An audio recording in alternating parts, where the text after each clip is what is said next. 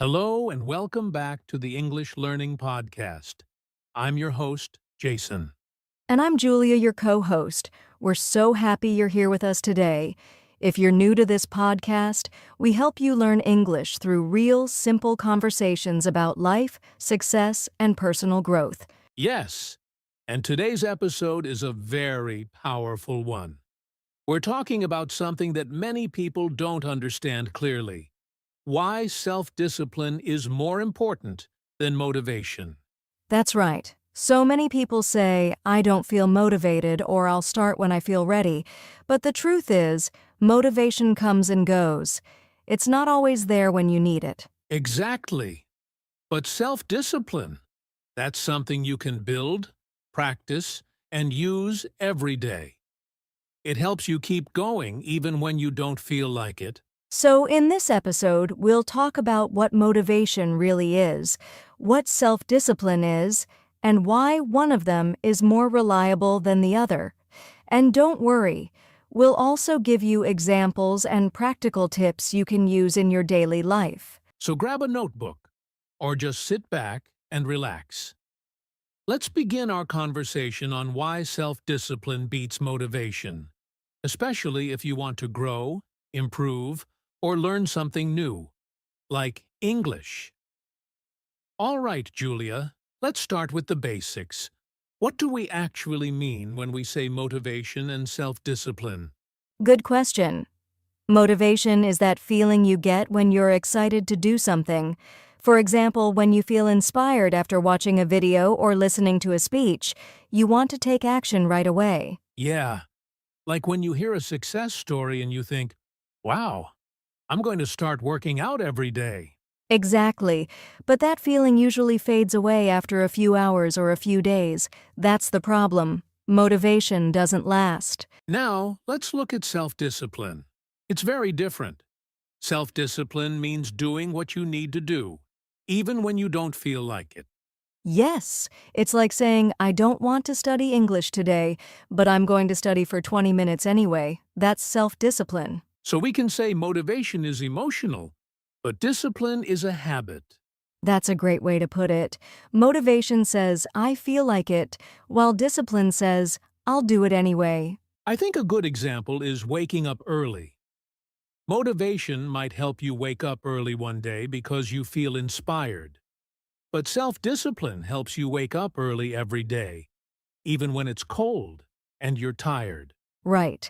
Motivation is good for starting things, but self-discipline helps you finish them. So if you want to improve your English, for example, motivation might help you start learning. But discipline will keep you practicing every day, even when you're busy or tired. And that's where the real progress happens, in small, daily actions, not big, one-time motivation moments. So to sum up, motivation is a feeling. Self-discipline is a choice. One is short-term, and the other is long-term. That's a perfect summary, Jason. And in the next part, we'll talk more about why motivation doesn't last long, and why that's okay. Okay, Julia. So we just talked about how motivation and self-discipline are different. Now let's go deeper. Why do you think motivation doesn't last very long? Well, Jason, motivation is usually based on emotions. And as we know, emotions change all the time. Exactly. One day you feel excited and ready to work hard. The next day, maybe you feel tired, bored, or even sad. And suddenly, the motivation is gone. Yes. That's why many people start new things like learning English, going to the gym, or eating healthy, but they stop after a few days or weeks. I've been there. I remember starting a fitness program in January. I was super motivated at first, but after 2 weeks, I just stopped going. That's such a common story.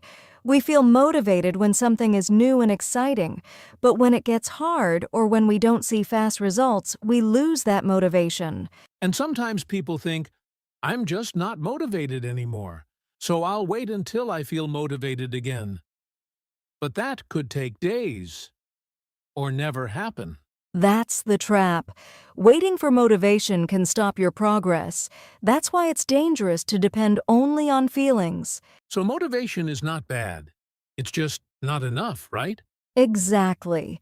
Motivation can be a great way to start, but it's not strong enough to carry you through hard days. That's where self-discipline comes in. I like to think of motivation like a match. It burns bright for a few seconds. But self-discipline is like a candle. It keeps burning slowly and steadily. That's a great example. And the truth is, success in anything, learning English, building a career, staying healthy, comes from the slow, steady effort, not just bursts of motivation. So if you're listening today and thinking, why can't I stay motivated? Don't worry, that's normal. It just means you need to build self-discipline instead.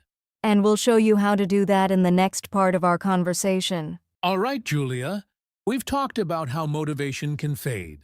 So now let's focus on self-discipline. Why is it more powerful? Because self-discipline doesn't depend on how you feel. It's something you can choose every day, no matter what mood you're in. Right. With motivation, we wait to feel ready. But with discipline, we don't wait. We act. Exactly. That's the power of self-discipline. It gives you control. You don't need to wait for inspiration. You can decide, I'm going to study English today, even if I'm tired.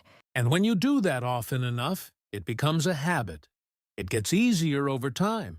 Yes, at first it may feel hard, but the more you practice discipline, the stronger it becomes, like a muscle. You know, I think discipline is what helps people achieve long-term goals. Not just starting something, but actually finishing it. I agree. Think about athletes, musicians, or successful business people. They don't just rely on feeling motivated, they follow a routine, even when it's boring or hard. Let's bring this back to English learning. If you only study when you feel excited, you won't make much progress.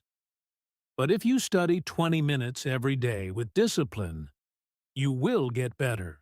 That's so true. Discipline gives you consistency, and consistency leads to results. Also, when you stay disciplined and keep going, you start to trust yourself more.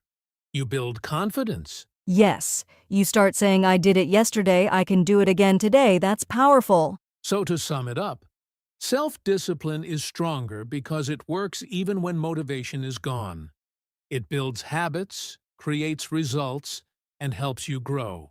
Exactly. It's not always easy, but it's always worth it. And the good news is, you can learn it just like any other skill. And in the next part, we'll give you real-life examples to show how motivation and self-discipline work differently in daily life.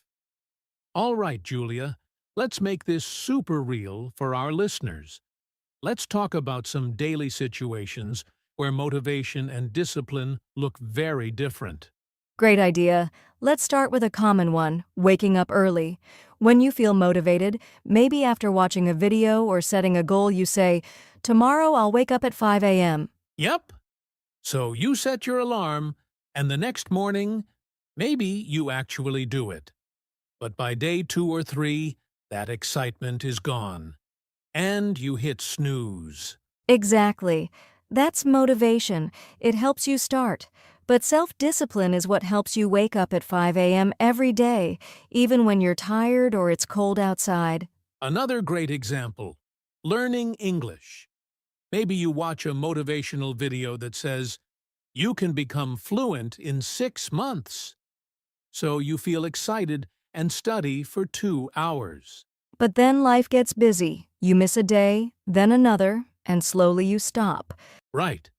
But if you have discipline, you say, I'll study English for 20 minutes every day, no matter what. That small habit adds up over time. Let's try a fun example. Eating healthy. Motivation. You see a fitness influencer on Instagram and say, no more junk food, so you eat salad for one day. But the next day, someone offers you a slice of cake, and you eat 3. Motivation fades fast. But self-discipline says, I'll have one small piece and stay on track tomorrow. It's about balance and staying consistent. Exactly. Here's another one. Exercise. With motivation, you go to the gym when you feel like it. With discipline, you go even when it rains or when you're tired. That's the difference. Motivation is a feeling. Discipline is a decision. So in real life, discipline wins. Because life is busy, unpredictable, and sometimes stressful. Discipline helps you stay strong when motivation disappears. And the good news is, you don't have to be perfect. You just have to be consistent. That's right. Even small daily actions can change your life if you stay disciplined.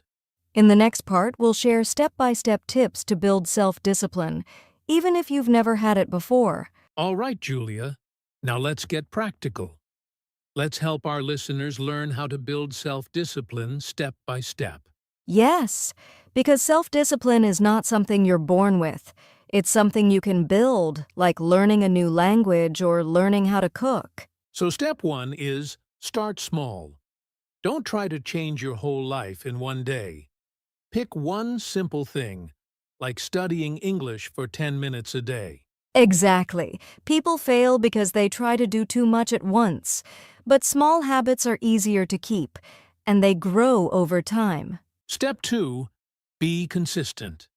It's better to do a small habit every day than to do something big once a week and then stop.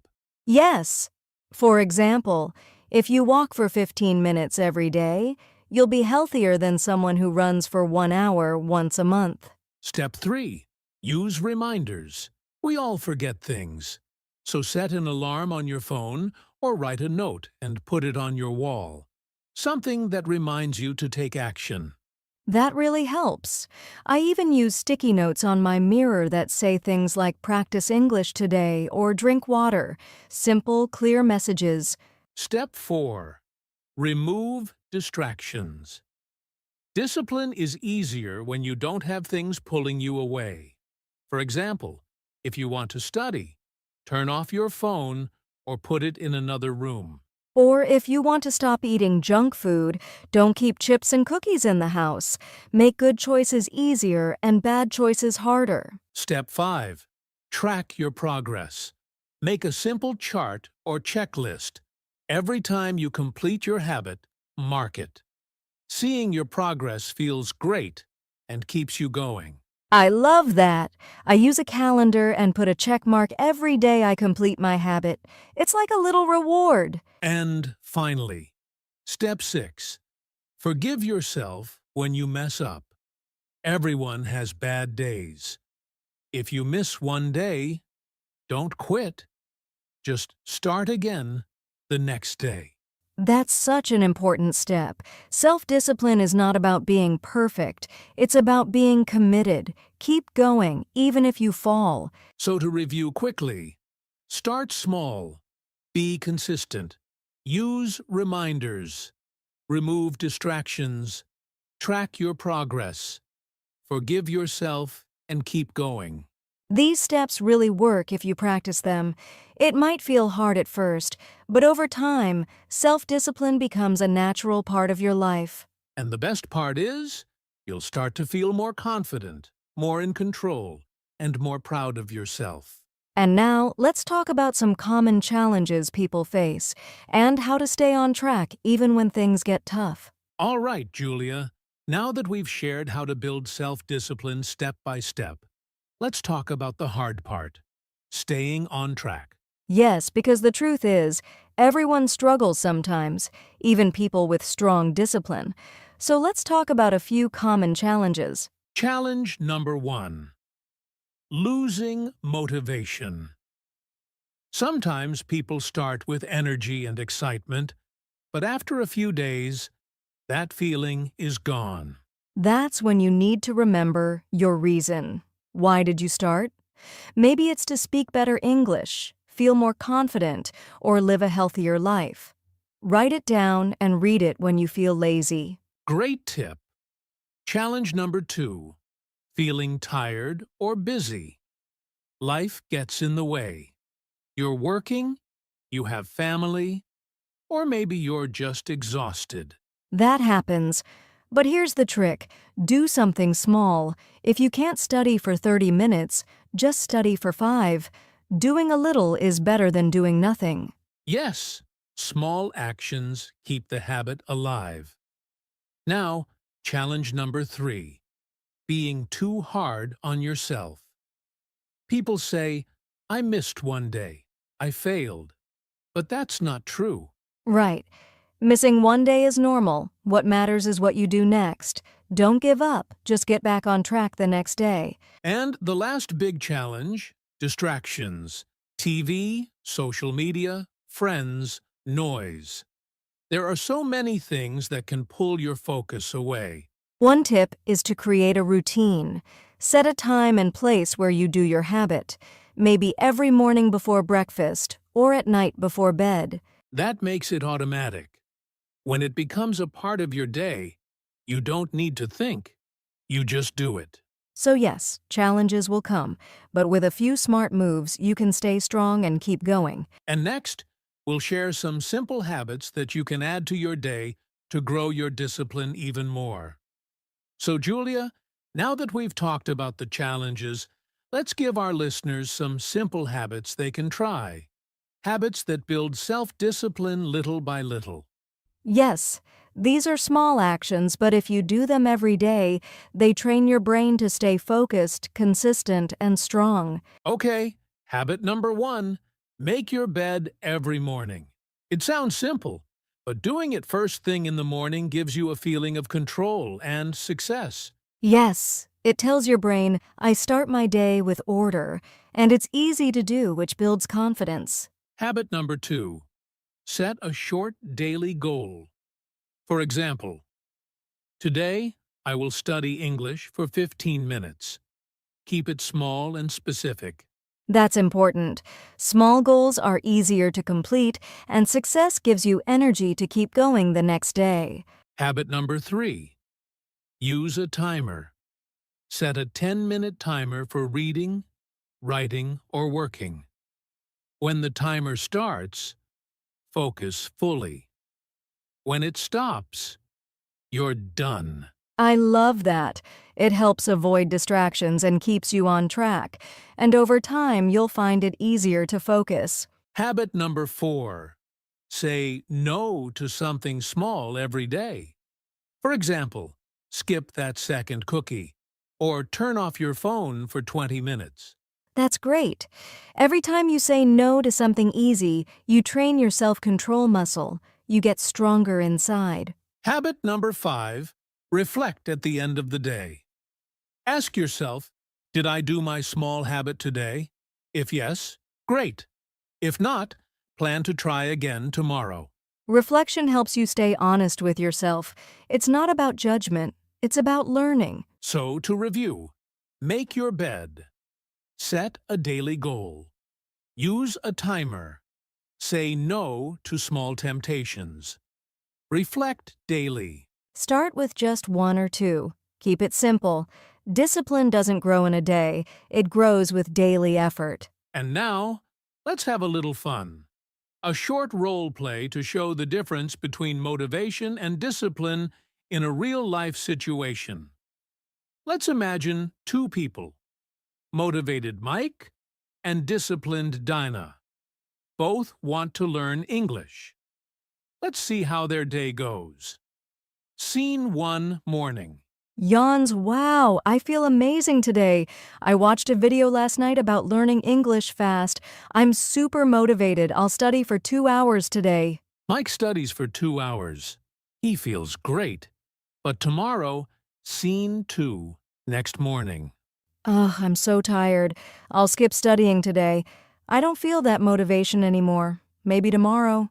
And the next day, Still not feeling it. I think I'll wait until I'm inspired again. Scene 3. Now let's meet disciplined Dana. Yawns, I'm sleepy today, but it's okay. I promised myself 20 minutes of English every day. I'll do it now. Dinah studies for 20 minutes. The next day, she does it again. Even when she's tired. Even when she's busy. Scene 4, 1 month later. Wow, I can understand English podcasts more clearly now. It wasn't always easy, but I never got back into it. I guess I'm just not motivated anymore. So what's the lesson here? Motivation feels good, but it doesn't last. Self-discipline is what brings results, even when you don't feel like it. So be like Dana. Start small, be consistent, and trust the process. Thank you so much for listening to today's episode about why self-discipline beats motivation.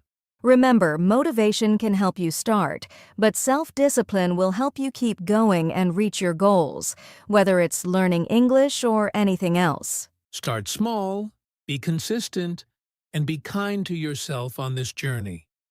Every step you take matters. You can do this. Keep practicing, keep growing, and don't give up. See you next time on English Learning Podcast. Take care and keep learning.